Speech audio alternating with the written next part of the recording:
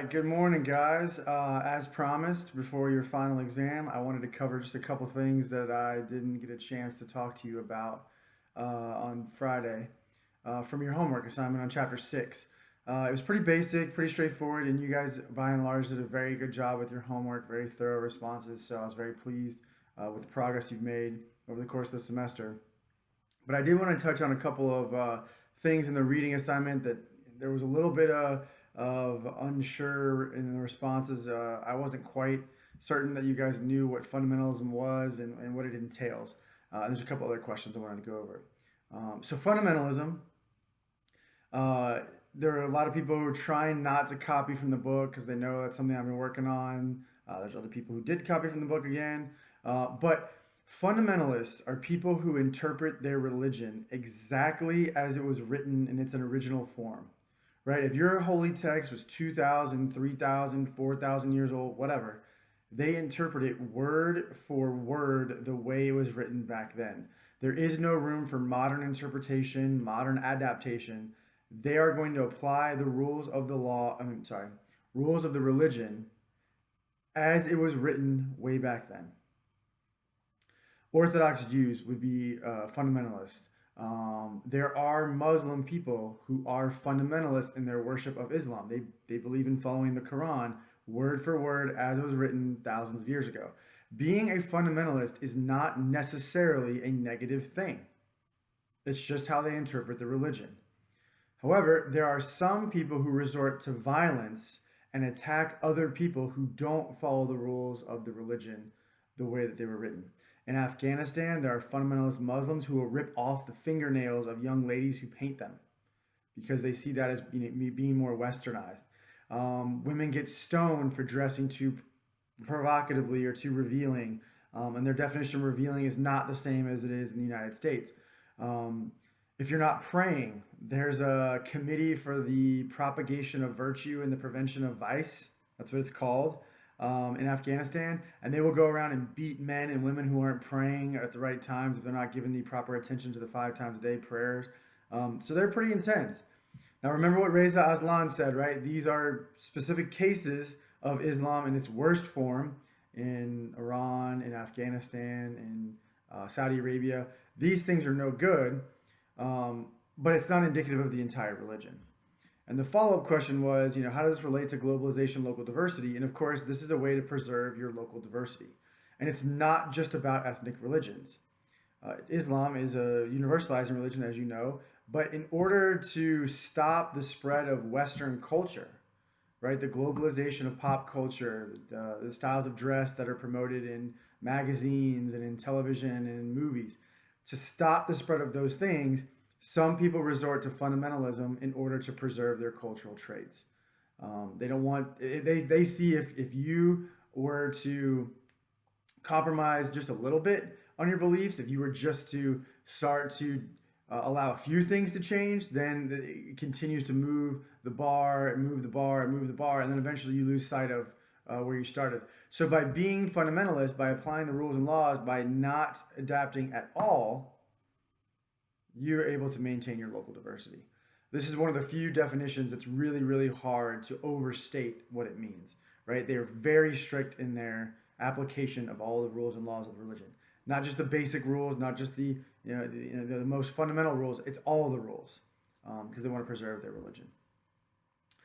With the Northern Ireland conflict, that was another one that I graded, and I just want to make sure we're a little bit familiar with what's going on there. It was a bloody civil war for quite a while. There were some scary times in the 1980s, 1990s, bombings in England, bombings in Northern Ireland that killed innocent people. It's Protestants versus Catholics. It's an intra-faith dispute, and the dominant group is the Protestants. They want to be part of the United Kingdom still, and they treat the Catholics very poorly. They discriminate against them for jobs and schooling, education. They're just treated poorly. So some people have resorted to extremist behavior in order to attack the Protestants, and of course the Protestants have attacked back against the Catholics. So I'm not blaming the Catholics or the Protestants. It's that the blame goes on both sides. But about 3,000 people were killed. The Catholics created the Irish Republican Army, That was their extremist group that fought against the Protestants, and the Protestants created the Ulster Defense Force, or the UDF, to fight back against um, the Catholics. So those two groups have sort of been quiet of late. They haven't had a lot of problems. People have sort of taken to more mature negotiations and less discrimination, stuff like that. So it does look like things are moving in the right direction. We haven't heard a lot out of those groups lately, but there's always that underlying animosity from years ago where people were being killed. Do review the Palestinian and Israeli perspectives on the territory. I'm going to sort of leave that up to you and your reading ability. You should know the two different perspectives. And the last thing that I want to talk to you about is the other one that I graded, which was communism versus religions. Karl Marx, in writing the Communist Manifesto, was very suspicious of religion. And what I'm going to do is I'm going to summarize his beliefs. These are not my beliefs. I'm not knocking anybody's religion. If you want to be religious, that's great. But Karl Marx believed that all religions were bad. He referred to them, and I think it's quoted in your book, as he referred to religion as the opiate of the masses. Opium is a drug, right? It's something that sort of creates malaise. I'm trying to think of a better word. People that are just not concerned about what's going on in their lives. If they're on drugs, right? They've been sort of out of it, right? They're not aware of what's going on. They're sort of whatever's going on. And that's how he refers to religion. And let me explain where he's coming from so that you can sort of understand his beliefs.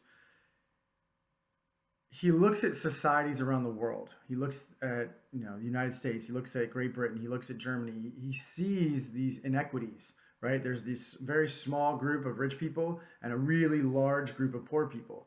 And the poor people do all the work, right? That in his view, right? How does, my dad, I told you guys he worked for UPS. How does UPS make billions of dollars a year?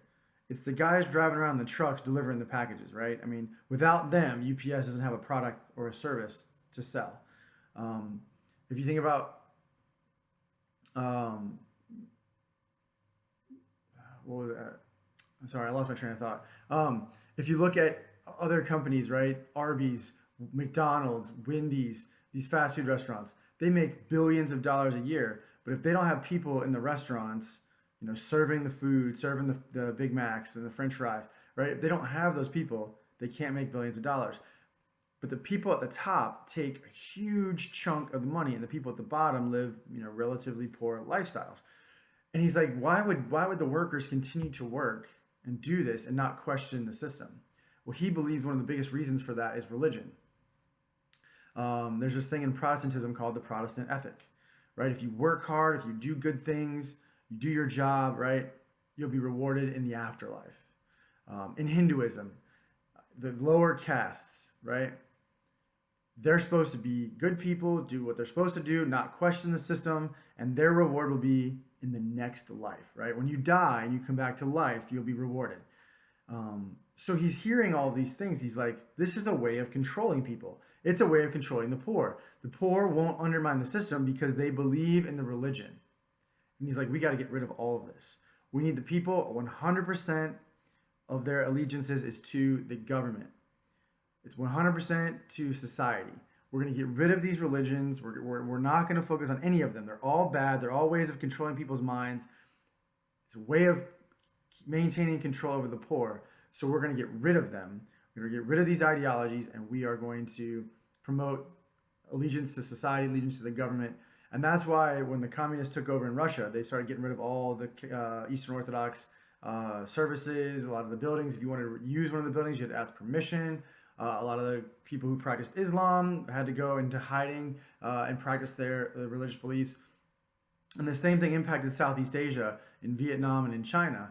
There's a lot of anti-religion messages with the communist governments. Now, of course, in China, Confucianism is such a big part of their history that the communist government wasn't successful at getting rid of all of that Confucian ideas. But Confucianism wasn't as much about control, perhaps, as some of the other religions. So they were okay with that, I guess. They just kind of threw up their hands and realized there's no getting rid of this. So we're going to have to continue to allow a little bit of religious practice. But they still tried very hard to get rid of a lot of this religious practice because they felt it was a way of controlling the people. Now, what happens in real life in the Soviet Union and in China is not exactly what Karl Marx would have liked. It wasn't his perfect scenario either, but that's where it comes from. It comes from his distrust for religion because he thinks it's a way of controlling people's minds. So I hope that clears up some of what I checked out on that homework assignment. Hierarchical and autonomous religions, I think, are pretty straightforward. Hierarchical religions have a structure, right? Where you have a leader at the top that dictates how everyone else underneath should be practicing the religion. Catholicism has a pope, and then you have the archbishops, and you have the bishops, and then you have the priests, and they're all supposed to follow the lead of the pope.